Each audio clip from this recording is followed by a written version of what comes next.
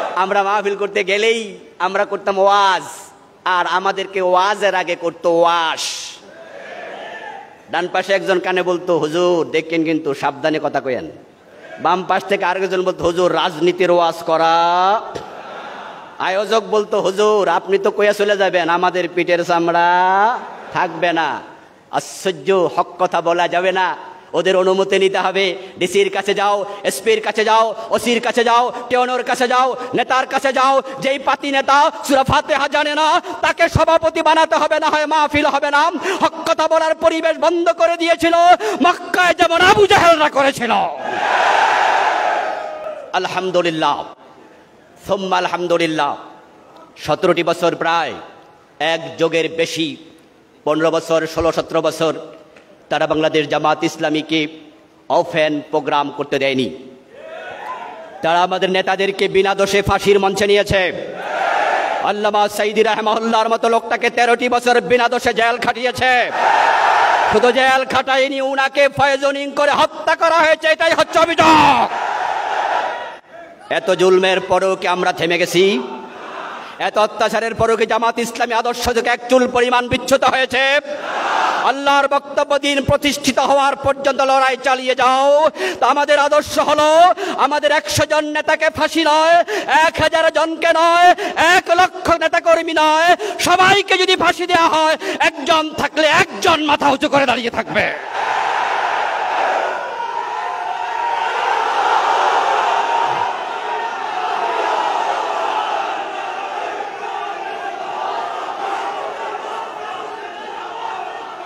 প্রিয় দিনী ভাইরা, রাসূলুল্লাহ সাল্লাল্লাহু আলাইহি ওয়াসাল্লাম উনি আমাদেরকে বাস্তব জীবনে দেখিয়ে গিয়েছেন। মদিনা নামক রাষ্ট্রে উনি কি শাসিত ছিলেন না শাসক ছিলেন? পরাজিত অবস্থায় ছিলেন না বিজয়ী ছিলেন?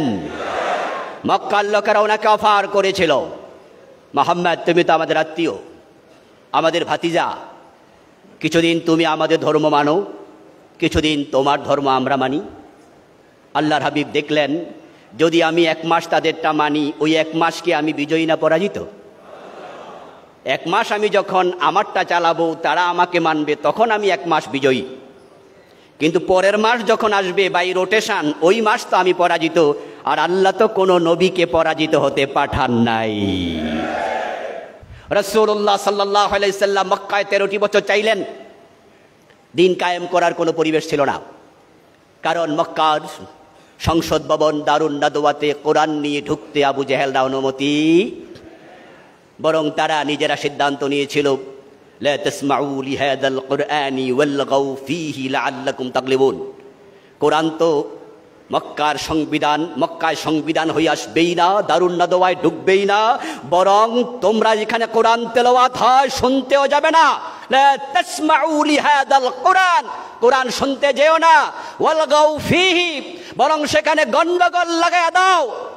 এই আয়াতের সাথে আবু জাহেলদের চরিত্রের সাথে বিগত পতিত স্বৈরাচারের চরিত্রের 100% মিল ছিল।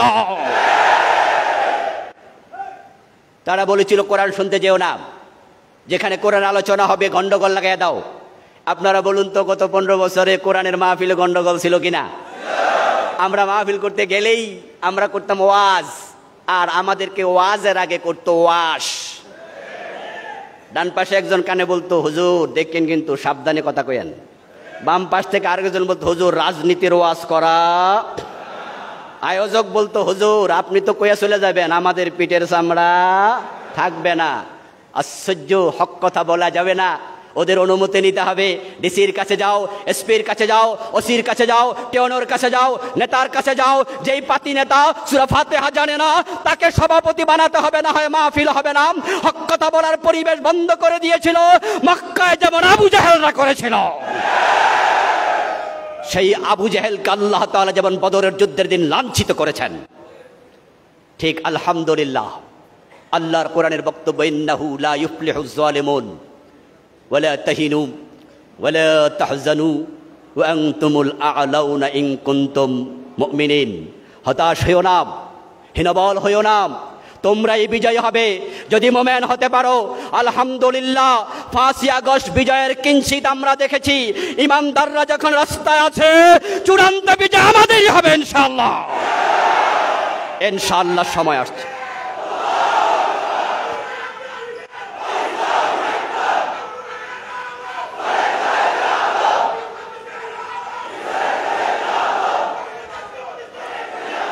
আমার প্রিয় ভাইয়েরা, যে সুযোগ আল্লাহ করে দিয়েছেন, আল্লাহর দেয়া সুযোগ কাজে লাগানো দরকার আছে না নাই? আমরা আমাদের আজকের প্রধান বক্তা আব্দুল্লাহ মোহাম্মদ তাহের ভাইয়ের নির্দেশনাগুলো শুনে মাঠে ময়দানে ঝাঁপিয়ে পড়ব, আল্লাহর দেয়া সুযোগকে কাজে লাগাবো। 53 বছরের বাংলাদেশে 72তে সংবিধান লেখার পরে আজ পর্যন্ত এমন সুবর্ণ সুযোগ আর আসেনি। কোন সরকার পূর্ণাঙ্গ সংবিধান পরিবর্তন করবে চিন্তা মাথায় আনতে পারেনি, সুযোগও ছিল না। কিন্তু আল্লাহ এমন সুযোগ দিয়েছেন, যদি বর্তমান অন্তর্বর্তীকালীন সরকার চায় আর আমরা সরকারকে বাধ্য করতে পারি, পুরা সংবিধান পরিবর্তনের সুযোগ এসে যাবে।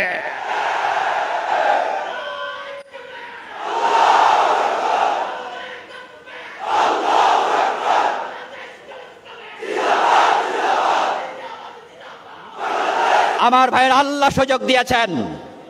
গণভোটে যদি জাতি রাজি হয়ে যায়, তাহলে জাতি যদি রাজি হয় সরাসরি আল্লাহর কোরআনকে সংবিধান ঘোষণা করা যাবে। সে পরিবেশে আমরা যেতে পারবো কিনা জানি না, কিন্তু সুযোগ এসে গেছে। সুযোগ কাজে লাগাতে হবে। আন্তর্জাতিক বিশ্বকে মেসেজ দিতে হবে। আমাদের নেতারা ইতিমধ্যে দিয়েছেন। আমাদের আব্দুল্লাহ মোহাম্মদ তাহের ভাই, ডাক্তার শফিকুর রহমান, আমাদের আমিরে জামাত, দুজনের বিভিন্ন সাক্ষাৎকার মিডিয়ায় দেখেছেন।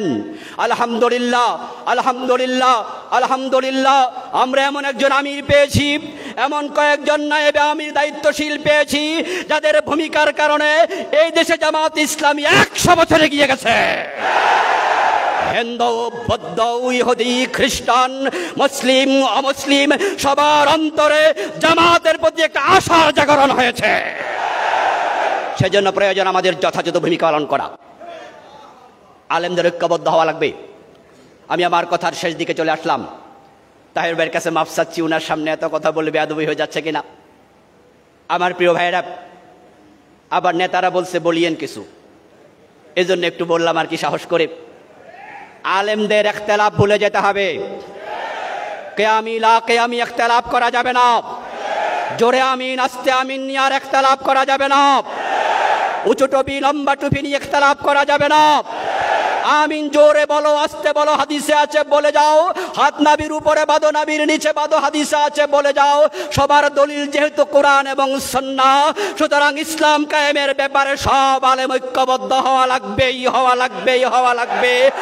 আলেমরা এক হয়ে গেলে জালেমরা লেজ তুলে পালিয়ে যাবে। শাহজালালের বাংলায় জালেমদের ঠাঁই নাই। শাহজালালের বাংলায় স্বৈরাচারের ঠাঁই নাই। শাহজালালের বাংলাই হবে আগামীর ইসলামের বাংলা ইনশাআল্লাহ। আল্লাহ